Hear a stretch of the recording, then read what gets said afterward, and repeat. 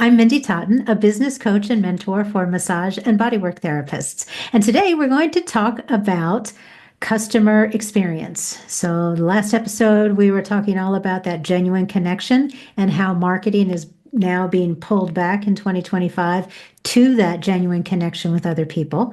It's being pulled away from these massive platforms where you try to just get as many connections, virtual connections as you could. And it's going back toward one-on-one in-person connection, which is wonderful for us massage and bodywork therapists because that is our business. We actually are with people, literally touching them, literally helping them to get the results that they are looking for to live a better life. So that's wonderful news about the marketing and the shifts in the marketing world here in 2025. But how do you make those genuine connections? And that's what we've been talking about last week and the next couple episodes as well. So, genuine connection and premium customer experience go hand in hand. People want to be seen.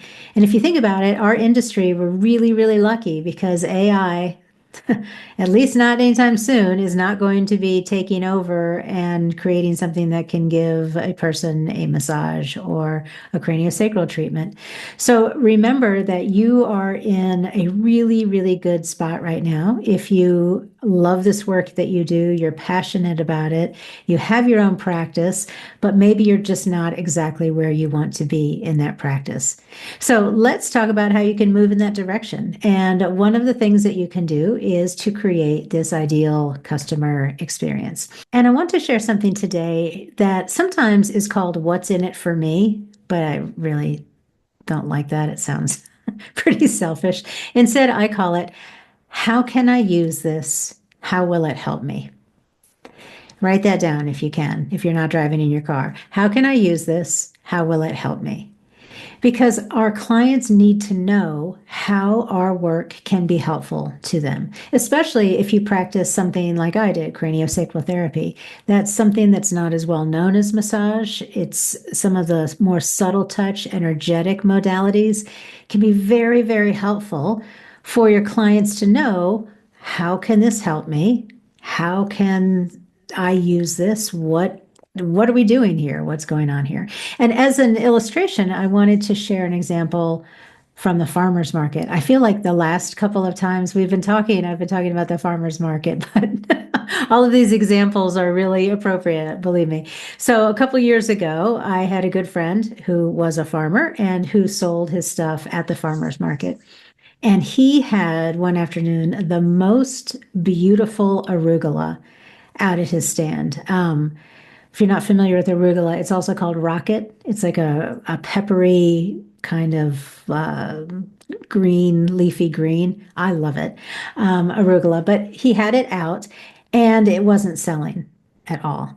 And I said, I was about to say his name. I guess it won't hurt to say his name. I said, "Tim, you need to like put a sign out here or something to tell people what this is and how to use it." And he was like, "Oh, I don't know about that. If they want it, they'll get it." And I was like, people don't know what this is. It's unusual, sort of like a modality that might not be as prevalent as massage therapy. It's unusual. People are unsure of it. They're not quite sure how they can use it and how it will help them. So we talked it over and he said, "I have this recipe for an arugula salad." And I was like, "Tell me more." And he said, "It has strawberries, it has goat cheese, this balsamic vinaigrette." I'm like, "Yes, like write that down just on an index card and put it out in front of the arugula so that people can see it. They can take a picture of the recipe with their phones. They'll buy the arugula." Sure enough, he did that, sold out of the arugula. But the interesting thing is he was very, very reluctant to do it. He was like, "No, I don't want to be pushy. If they want it, they'll find it." I'm like, "You're not being pushy. You are sharing what this is and how it can help people. What is this? How can it help me?" And you need to do the same thing in your massage or bodywork business. What is the work that you do and how can it be helpful for people?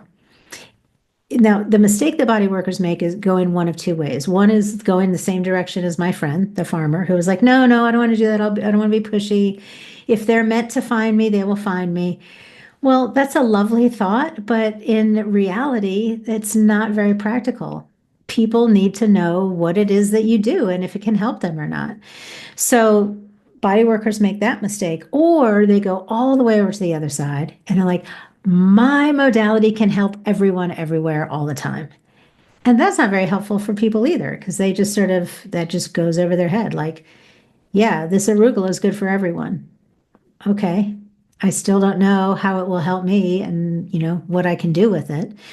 So think about your modality. Think about the people you just love working with, the people who light you up, and you're excited to work with them. And then think about how is it that my modality is helping them. So maybe you work with people who have severe back pain, and because of your myofascial release techniques, they're able to relax and release those restrictions and just have so much more mobility. And through that mobility, they're able to enjoy their lives more. That's what you need to explain to people. That's what people need to know. Not exactly how you do it, not the makeup of fascia on a cellular level. People aren't interested in that. Well, most people aren't. We are, but most people aren't. They want to know what this is and how it will help me. So you say something like, oh, well, myofascial release can be very helpful. It's very, very gentle therapy that relaxes the soft tissues and allows your body to self-correct, whatever it is. And then you say I've had great experience with people with back pain and migraines and, whatever it is. Don't say everybody could use it, even if they could. Don't say everyone can use it. How specifically can your modality help the person who you're talking with? If you're not talking with anyone, you're writing something for your website or for other marketing materials, how can your modality specifically help people who you really want to work with? Target those people who you really, really want to work with.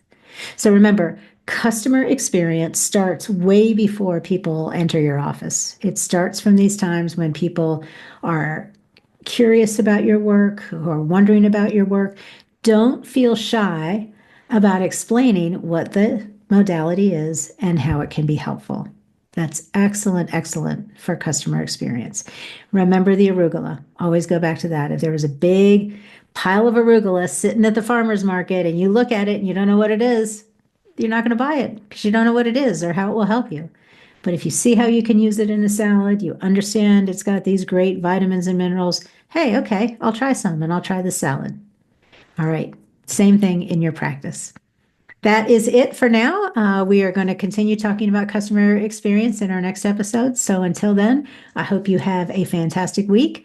I hope you do your beautiful work in the world. Don't give up, keep showing up, and keep doing it with intention.